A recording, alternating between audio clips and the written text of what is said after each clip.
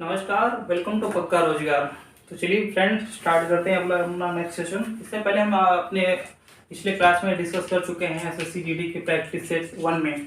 तो आज हम डिस्कस करेंगे एसएससी जीडी के ही प्रीवियस ईयर क्वेश्चन, जो इम्पोर्टेंट क्वेश्चन आपके एग्जाम से पूछे गए हैं उनको मैं अपनी तरीके से आपको एलेबरेट यानी कि व्याख्या दूंगा उनकी, और उनको एक्सप्लेन करूंगा कि आपको उन क्वेश्चन को मेरा तरीके से कैसे अटेम्प्ट करना है, कैसे उनको सॉल्व करना है। और इस तरीके से आपको इम्पोर्टेंट क्वेश्चन की वीडियो की सीरीज लगातार मिलती रहेंगी, क्योंकि नेक्स्ट मंथ आपका जनवरी में एग्जाम है एसएससी जीडी का। तो इस क्रम में मैं आपको लगातार वीडियो देता रहूँगा, जिससे आपको अपने वाले एग्जाम में आपकी बेहतर तैयारी कराई जा सके।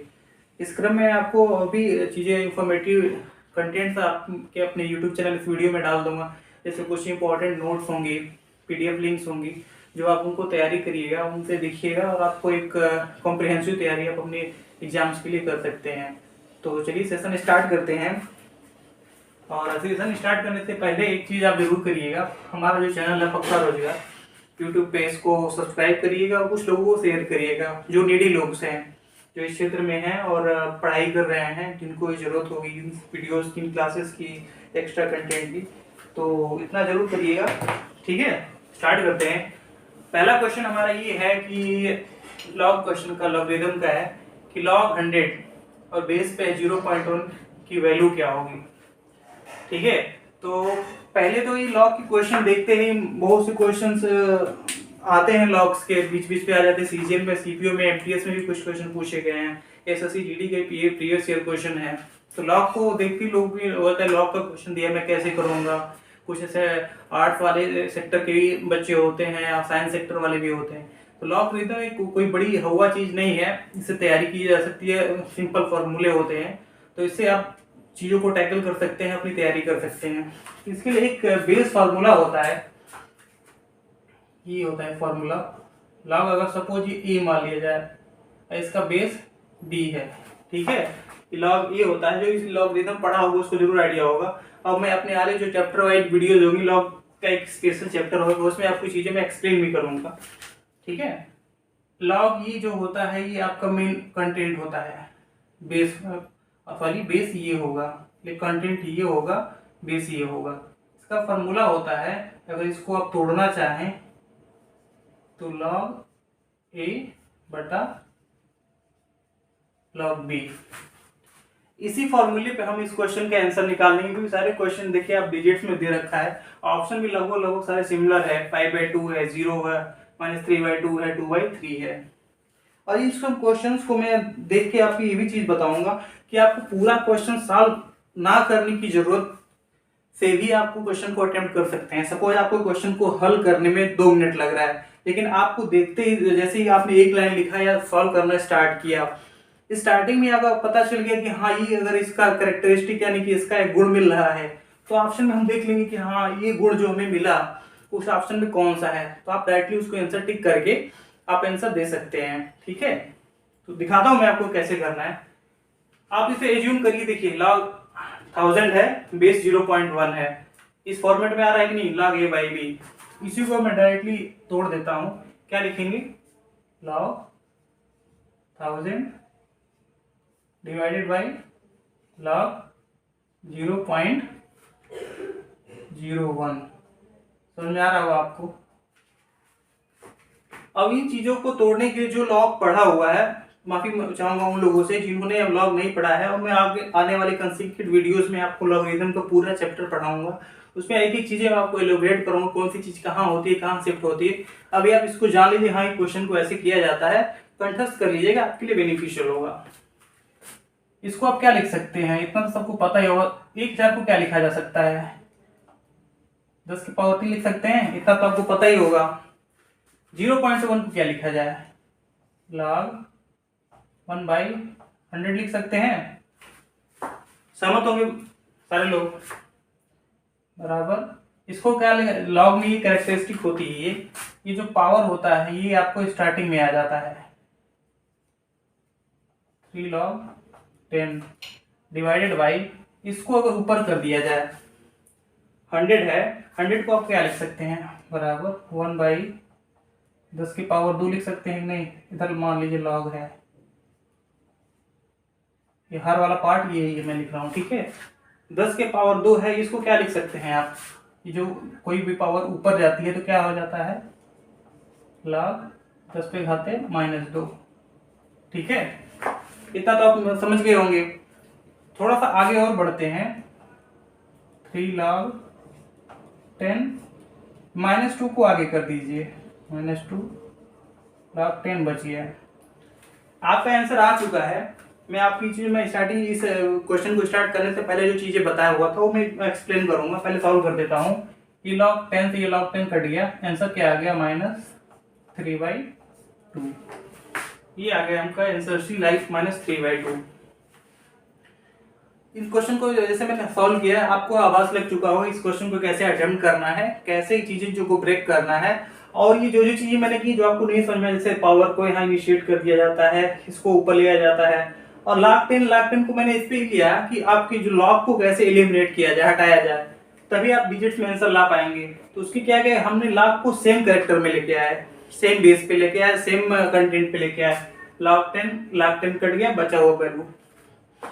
मैं जो चीज कह रहा था, तो आप ये देखिएगा यहाँ पे, जैसे कि यहाँ पे 10 पे पावर 2 है, यहाँ पे देख लीजिए आप, 3 लाख 2 आ गया ना ऊपर। यहाँ पे अगर वैल्यू 3 आगे आ गई, हर में आंसर तो कंफर्म होगा कि हर में अंश में 3 होगा। इसमें देखिए अंश में 3 कहाँ पे है, यहाँ पे 3 है। आप इस पे आंसर लगा सकते थे, पूरा क्वेश्चन सॉल्व करने की जरूरत नहीं थी। मान लीजिए आप इस पे भी सेटिस्फाई, आपकी अंतरात्मा को शांति अभी नहीं मिलती है, थोड़ा सा और आगे बढ़ाते हैं। यहाँ पे पहुंचेगा आपको जब सॉल्व करेंगे 1/100 अगर आपने किया तो आपको तुरंत दिमाग में क्लिक होना चाहिए। तो 1/100 है तो 10 के पावर 2 नीचे होगा, ऊपर जाएगा तो माइनस में आएगा, यानी कि जो आंसर होगा जिसमें माइनस होगा वही हमारा आंसर होगा। एक ही ऑप्शन में माइनस दिख रहा है कि नहीं, एक ही ऑप्शन में अगर माइनस दिख रहा है तो आपका दिमाग इतने तक ही कंस्टेंट हो जाना चाहिए कि हाँ जिस ऑप्शन में माइनस होगा वही मेरा आंसर होगा। इस चीजों को बड़ा ध्यान से देखिएगा। पूरा क्वेश्चन आपको वहां पे इलेबोरेट करने की जरूरत नहीं है कि यहाँ से आप सीबीएसई बोर्ड का एग्जाम नहीं दे रहे हैं कि आप यहाँ तक लेके जाएंगे तभी आपका आंसर होगा। वहां पे ये देखना है कि आप 2 मिनट में क्वेश्चन का आंसर निकालते हैं कि 10 सेकंड में निकालते हैं, उसको एग्जामिनर से मतलब नहीं है। माउस पे क्लिक कितने में किया है, आपका टाइम कितना, आपने कितना अटेम्प्ट ज्यादा किया है, कितने आपके सही हैं, ये मैटर करता है। आपने यहाँ तक लेके गए, अगर यहाँ तक गए कहीं अगर आप आंसर आपका आ जा रहा है तो आप यहाँ पे टिक करके नेक्स्ट क्वेश्चन पे स्किप हो सकते हैं। कोई जरूरत नहीं है आपको यहाँ -3/2 करने की, पूरा निकालने की। समझ गया ना। तो ये बहुत ही मेजर पॉइंट है जो मैं आपके लिए अपने एक्सपीरियंस से चीजों को बता रहा हूँ, और आप इस चीजों को नोट कर सकते हैं। और अगले अपने स्टार मार्क, जैसे मैं स्टार मार्क करता हूँ ना, स्टार मार्क की चीजों को नोट कर सकते हैं कि हाँ अगर आपको क्वेश्चन को देखते ही या फिर सॉल्व करते ही आपके आवाज हो जाए कि हाँ इस ऑप्शन में जाने पे मैं ये क्वेश्चन पे क्लिक कर सकता हूँ और आंसर मार्क सकता हूँ, तो मारिए और दंदनादन आगे बढ़ जाइए। ठीक है, तो आंसर आ चुका होगा मेरे ख्याल से। आप लॉग के कुछ क्वेश्चन तो अब उड़ा ही देंगे, गर्दा मान लेंगे नहीं, गर्दा उड़ाइएगा ही। हमारे यहाँ लोग गर्दा ही उड़ाते हैं, या गाड़ी से हो गया या अगर बाकी चीजों को चर्चा भी नहीं करते हैं, गाड़ी से ही उड़ाते हैं। ठीक है, अगले क्वेश्चन पे चलते हैं। ये क्वेश्चन है मॉडर्न साइंस का। उस प्रक्रिया को क्या कहा जाता है जिसके द्वारा आनुवांशिक रूप से समान व्यक्ति उत्पादित किए जाते हैं। आनुवांशिक रूप से समान व्यक्ति का अर्थ क्या हुआ कि उनके जो डीएनए होते हैं वो सेम होंगे, यानी एक आदमी सेम डीएनए जो आपका डीएनए है उसी डीएनए का एक दूसरा व्यक्ति बना दिया जाए, तो उस प्रक्रिया को क्या कहा जाता है। बहुत लोगों ने नाम सुना भी होगा, जैसे स्कैनिंग, प्रजनन, प्रकाश संश्लेषण तो पौधों से रिलेटेड होता है, ये तो ऑप्शन हो नहीं सकता है। स्कैनिंग तो भैया आप लोग को पता है स्कैनिंग क्या होती है, अब तो मोबाइल से भी लोग स्कैन कर लेते हैं। प्रजनन क्या होता है कि व्यक्ति या मनुष्य बोला जाए, मनुष्य जो अपने से प्रक्रिया होती है दूसरे प्रजाति को पैदा करना, प्रजनन की क्रिया होती है, तो ये तो ऑप्शन हुआ नहीं। तो बचा एक ही क्या, क्लोनिंग। क्लोन करके, जैसे एक आपने आपके मोबाइल में भी होगा फेसबुक क्लोन, व्हाट्सएप क्लोन, क्या होता है कि सेम व्हाट्सएप एप्लीकेशन आपको दो चीजें चलती हैं, तो सेम कॉन्सेप्ट, इसी कॉन्सेप्ट लेके आपके मोबाइल में भी चीजें दी गई हैं कि क्लोनिंग को कैसे क्लोनिंग किया जाए। उस कॉन्सेप्ट को यूज करके ना फेसबुक या फिर मेजर मोबाइल प्लेटफॉर्म इस चीजों को दे रहे हैं कि ट्विन ऐप्स कर दिया जा रहा है, किसी मोबाइल में ट्विन होगा, किसी में क्लोनिंग होगा। तो वो क्लोनिंग यहीं से लिया गया है कि सेम प्रोडक्ट दो जगह दिखेगा आपको सिमिलर समरूप रूप में, उसे क्लोनिंग कहा जाता है। ठीक है, याद रखिएगा, इंपॉर्टेंट क्वेश्चन है, इस टाइप के क्वेश्चन जरूर आएंगे आपके एग्जाम में। मिटा दे रहा हूं उसको, आप वीडियो को फॉरवर्ड या दोबारा रिज्यूम करके देख सकते हैं। अगले क्वेश्चन पे चलते हैं। अगला क्वेश्चन है, रबी फसलों की बुआई की जाती है। अब रबी फसल कौन सी होती है, जायद कौन सी होती है, ये सब चीजों को क्वेश्चन तो आपको अपने रटा ही होगा, तो इससे ज्यादा मैं डिस्कस नहीं करूंगा, बस आपको दिखा रहा हूँ हाँ इस टाइप के क्वेश्चन आ सकते हैं। इस कॉन्सेप्ट फसलों की प्रकारों को पढ़िएगा कि रबी कौन सी होती है, जायद कौन सी होती है, एक प्रजाति और होती है वो आपको पता होगा, उसको भी आप देखिएगा। कब की जाती है रबी फसलों की बुआई? अक्टूबर नवंबर में की जाती है। जो भी सेशन चल रहा था, गेहूं हो गया, ठीक है, तिलहन वगैरह की चीजें हो गई जो आपको बोई गई होंगी, ये अक्टूबर नवंबर में बोई जाती हैं। ज्यादा समय पे व्यतीत नहीं करते हैं इस टाइप के क्वेश्चन को आप याद करिएगा, कंठस्थ करिएगा, एक शॉर्ट नोट बनाइएगा और इस टाइप के क्वेश्चन को प्रैक्टिस करिएगा। ठीक है, नेक्स्ट क्वेश्चन पे चलते हैं। अगला क्वेश्चन है लोकतंत्र में, बहुत ही इंपॉर्टेंट क्वेश्चन है। अच्छे लोग पीसीएस में लोग जो तैयारी करते हैं, आईएएस पीसीएस इस टाइप के क्वेश्चन गलत करके आते हैं। अभी रिसेंटली एग्जाम हुआ है पेट का, यूपी SSC पेट में, इस टाइप के क्वेश्चन इसी समरूप में क्वेश्चन डाला गया है। पॉलिटिकल क्वेश्चन है, लोकतंत्र में सत्तारूढ़ दल किसके प्रति उत्तरदायी होता है? पहले तो ये सत्तारूढ़ दल देखते ही लोगों का आधा दिमाग खराब है, सत्तारूढ़ दल क्या होता है? क्या होता है भाई? सत्तारूढ़ दल क्या होता है?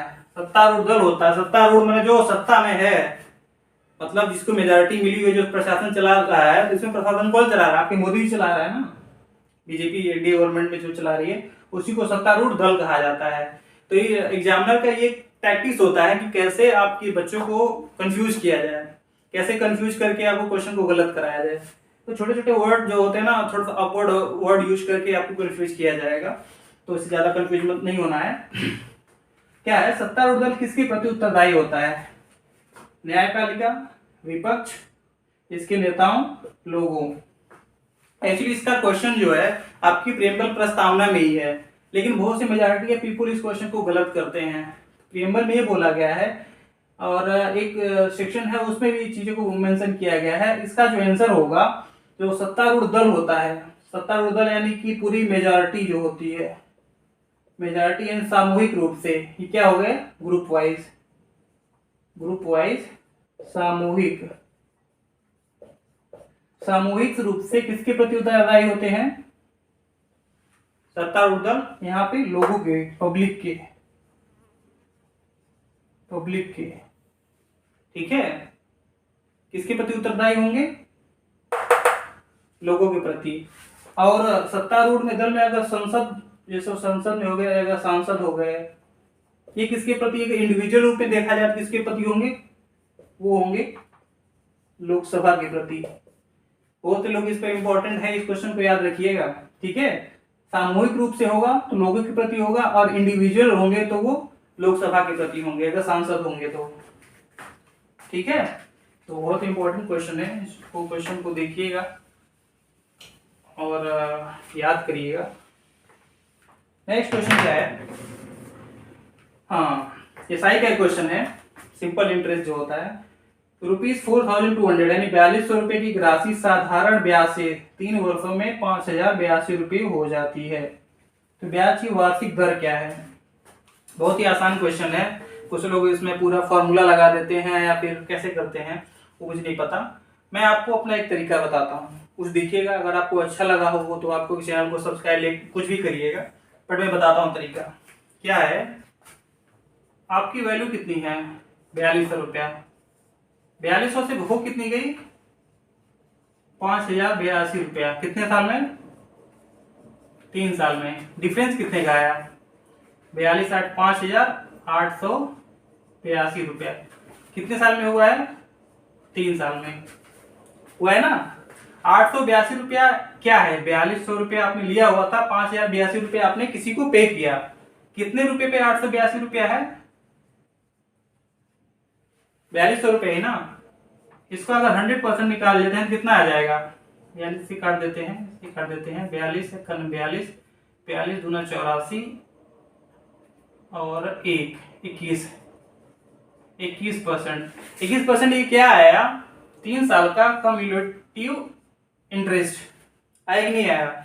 अगर 3 साल का ये 21% है तो 1 साल का कितना हो जाएगा? यहां से 7%।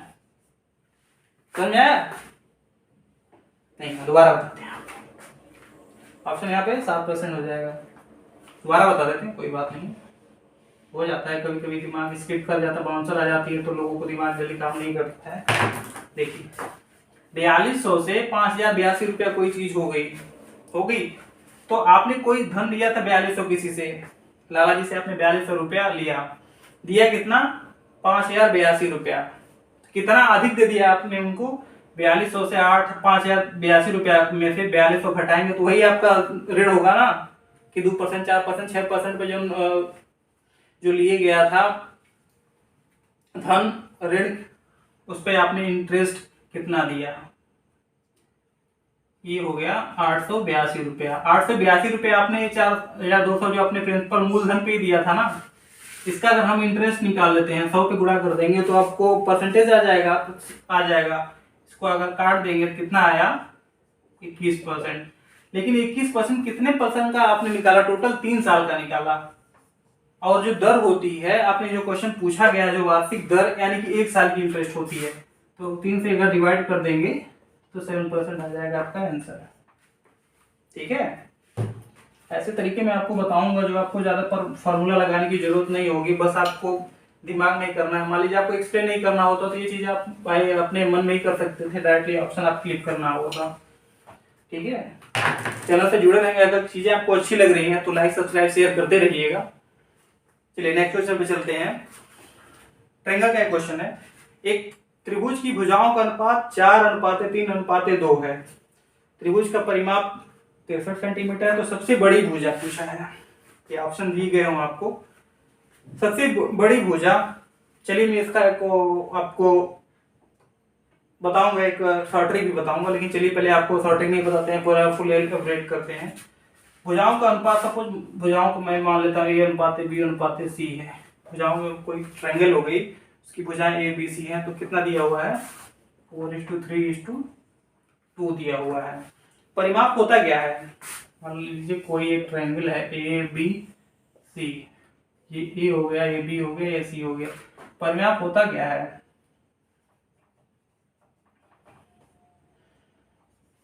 ये होता है परिमाप। परिमाप को तीनों भुजाओं का जो योग होता है वो परिमाप होता है, इतना तो आपको पता ही होगा। मान लीजिए मैं बता देता हूँ। ठीक है, कितना दिया हुआ है? 63 सेंटीमीटर। मान लीजिए रेशियो है, अगर रेशियो को नॉर्मल डिजिट में लेके आ जाए तो मैं x मान लेता हूँ, 4x, 3x, 2x। रेशियो तो चेंज होगा नहीं, x का सबसे कट जाएगा। इसको जोड़ देते हैं, तीनों भुजाओं का योग ही होता है परिमाप ना। कितना हुआ? 4 3 7 2 9, 9x कितना है? 63 के बराबर। तो x बराबर कितना आ गया? 7। अब पूछा क्या है? सबसे बड़ी भुजा। इसमें सबसे बड़ी भुजा होगी कौन सी, जरा ये बताइए। जिसकी वैल्यू रेशियो में सबसे ज्यादा वही सबसे बड़ी भुजा होती है ना।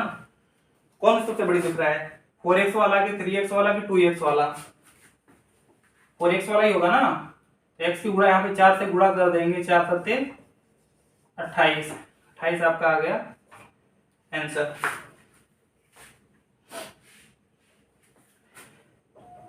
मुझे आपको बता रहा था कि छोटी छोटी चीजें कैसे अटेम्प्ट करना है। मान लीजिए तो नॉर्मल आपको पता चल ही गया होगा। यहाँ बताता हूँ कि जो आपको एक सॉल्व करने की जरूरत ही नहीं होती, यहाँ निकाल देते। सपोज ये पूछा है, सबसे बड़ी भुजा पूछा हुआ है। सबसे बड़ी भुजा मान लीजिए रेशियो में होगा, जिसका x की वैल्यू जो आप निकालेंगे तो सबसे बड़े रेशियो में आप गुणा करेंगे, वही आंसर आपका आएगा ना। जो आपका x की वैल्यू आपने निकाला तो सबसे बड़े रेशियो में आप जब गुणा करेंगे वही आपकी वैल्यू आएगी, वही सबसे बड़ी भुजा होगी ना। तो 4 से पूछा, यानी कि अगर 4 से हम गुणा कर रहे हैं तो जो भी आंसर आएगा वो 4 का मल्टीपल, 4 का फैक्टर, 4 का गुणक होगा। दिमाग में क्लिक किया कि नहीं किया? ऑप्शन पे एक बार राउंड मारिए। 4 का यहाँ पे कौन सा आपको मिल रहा है 4 से कटने वाली? 21 कटेगा नहीं, 35 नहीं, 42 कटेगा नहीं, कटेगा काका, 28 कटेगा। आंसर आ गया कि नहीं? ये सब चीजें भी आपको देखनी होंगी कि आपको मतलब फ्यूचर प्लानिंग पहले से ही होता है ना। अच्छा, म्यूचुअल फंड की फ्यूचर प्लानिंग बताते हैं ना महेंद्र सिंह धोनी और सचिन तेंदुलकर साहब, अपना जेब गर्म करके दूसरों को फ्यूचर प्लानिंग बताया जाता है। तो ऐसे ही है कि अपना जेब कैसे गर्म कर दिया जाए और दूसरों को मूर्ख बनाया जाए। यहाँ मूर्ख बनाना है मतलब सिस्टम जो आपको एग्जाम में पूछा गया है उसको बनाना है कि आपको जैसे क्वेश्चन आपने देखा, आंसर मार दिया, आपको सॉल्व करने की जरूरत ही नहीं पड़ी। तो 4 का आपका जो गुणक होगा वही आपका आंसर होगा। इसमें आपने चेक कर लिया कौन सा गुणक है, आपने आंसर मार दिया, खत्म बात, सॉल्व करने की जरूरत ही नहीं है। ठीक है, चैनल से जुड़े रहेंगे भाई साहब। तो ये सब चीजें, ऐसे कंटेंट, बहुत ही चीजें जो ऐसे बताऊंगा जो मैंने खुद से अपनी इजाद रखी है और आप लोगों को अपने एग्जाम में बहुत ही बेनिफिशियल होगा। चलिए अगले क्वेश्चन पे आते हैं। प्रॉफिट एंड लॉस का क्वेश्चन है।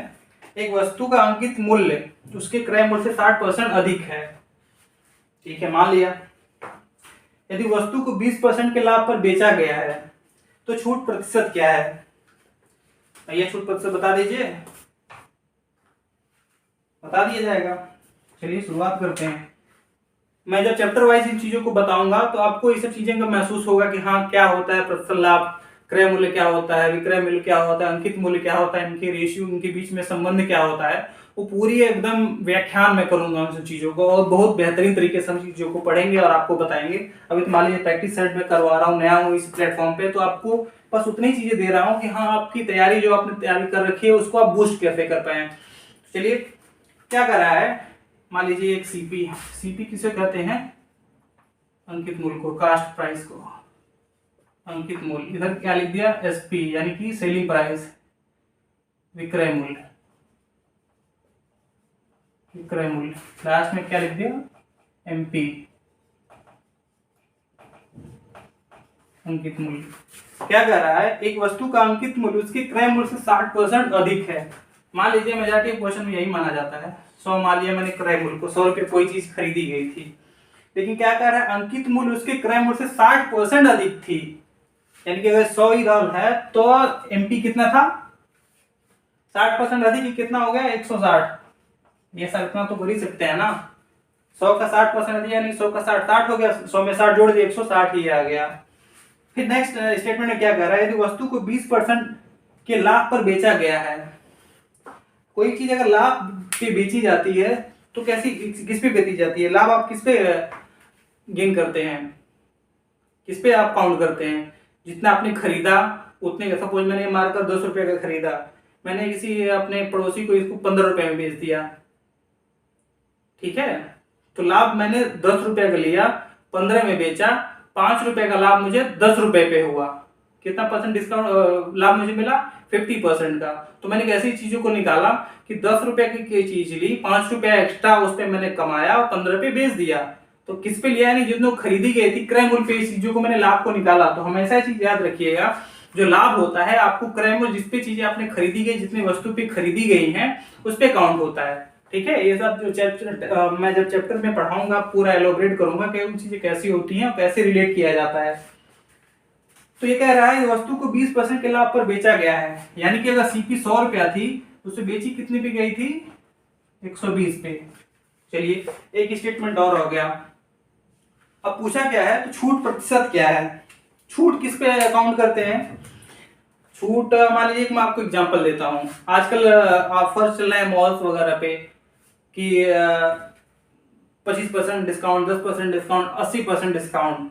वो क्या, कैसे, किस पे काउंट होता है वो? कि जितना आपने सपोज अपने टैग पे देख लिया दाम है 4000 का, उस पर 10% डिस्काउंट है, 400 रुपया उस पर डिस्काउंट निकाल दिया है, 200 रुपया डिस्काउंट निकाल, 10%, 20%, 25%। किस पे निकाला जाता है? जो टैग वैल्यू होती है, अंकित मूल्य होती है, उस पे निकलता है। तो आपका अंकित मूल्य ऑलरेडी आपने निकाल रखा है, एज्यूम कर रखा है 160 रुपया है, ठीक है ना। यानी कि हमें जो वैल्यू है वो डिस्काउंट पे निकालनी है कि छूट पर इस पे कितने % का छूट दिया गया है। ये देखिए कोई चीज वैल्यू अगर अंकित मूल्य है उस पर डिस्काउंट देने के बाद ही सेलिंग प्राइस आएगी। समझ रहे हैं कि नहीं? अंकित मूल्य है, मान लीजिए उस पर 10% डिस्काउंट है, 10 रुपए कोई चीज है, 10% का डिस्काउंट है, तो 10 रुपए का 10% कितना हुआ? 1 रुपया, 9 रुपए बेचा गया, तो उसका विक्रय मूल्य हो गया। इसी क्रम में आपको बढ़ते हुए, यानी 160 रुपए की चीज थी, कोई अंकित मूल्य था, उसको 120 रुपए में बेच दिया गया था। क्वेश्चन समझ में आया? यानी कि डिस्काउंट कितना दिया गया है? 40 रुपए का। 160 अंकित मूल्य था, टैग कोई वैल्यू लगी हुई थी, उसको 120 रुपए में बेचा गया था, यानी कि 40 रुपए का डिस्काउंट दिया गया है। 40 रुपए का डिस्काउंट दिया किस पे गया है? अंकित मूल्य पे, 160 रुपए। इस पे निकाल दिया आपने 40 चौका 60, इधर कटा 25%, यानी डिस्काउंट कितने परसेंट का था? 25% का। ये समझ में आई होंगी। एक बार मैं दोबारा एलोबरेट कर देता हूँ आपको इस चीज को, मान लीजिए आपको समझने में अगर कोई असुविधा रही हो, क्योंकि पहली बार देखे होंगे इस टाइप के क्वेश्चन, या फिर मुझसे पहली बार पढ़ रहे हैं, तो मेरा करने का अटेम्प्ट कैसे किया है मैंने अंकित मूल्य को 100 रुपया मैंने गलत लिख दिया था, ये क्रय मूल्य होगा। क्रय मूल्य मान लीजिए मैंने 100 रुपया क्रय मूल्य मान लिया है, और इसके बाद पहली लाइन में कह रहा है अंकित मूल्य उसके क्रय मूल्य से 60% अधिक है, यानी 100 क्रय मूल्य है, तो अंकित मूल्य कितना हो गया? 160 रुपया। उसके बाद कह रहे हैं कि वस्तु को 20% के लाभ पर बेचा गया है, यानी 20% के लाभ पर बेचा गया है, दैट मीन्स कि 100 रुपया क्रय मूल्य है, उसका विक्रय मूल्य उससे 20% अधिक रहा है। कितने का हो गया? 120 उसका विक्रय मूल्य रहा होगा। नेक्स्ट स्टेटमेंट पे बढ़ते हैं, तो हमसे डिस्काउंट पूछ रहा है, तो डिस्काउंट किस पे निकलता है? एमपी, यानी कि मार्क प्राइस अंकित मूल्य पे। यानी कि 160 रुपए कोई मार्क प्राइस थी, वो बिकी कितने में थी? 120 रुपए में। कितने का डिस्काउंट रुपए का दिया गया था? 40 रुपए। जो डिस्काउंट निकाला जाता है वो आपकी अंकित मूल्य पे निकाला जाता है, तो 40 रुपए का डिस्काउंट अंकित मूल्य 160 पे दिया गया, कितने परसेंट का डिस्काउंट आ गया? 25% का। ठीक है, जहाँ तक मुझे लग रहा है आपकी चीज़ों को समझ में आई होंगी, ये सब चीज़ों कैसे इन चीज़ों को मैंने एलोबरेट किया, कैसे बताया। अगर आपको ये सब चीज़ें अच्छी लग रही हो, या आपको कंटेंट अच्छा लग रहा है, पढ़ाने का तरीका अच्छा लग रहा है, महसूस हो रहा है कि हाँ अगले से चीज़ें अच्छी मिल रही है, समझ में अच्छा आ रहा है, तो हमें भी सपोर्ट करिए, आगे बढ़ाइए और चैनल को ज़्यादा से ज़्यादा शेयर करिए। नेक्स्ट वीडियो में मिलते हैं एक नए उमंग और एहसास के साथ आपके अपने चैनल पक्का रोजगार पे। चलिए मिलते हैं, शुभ रात्रि, गुड नाइट, जय हिंद।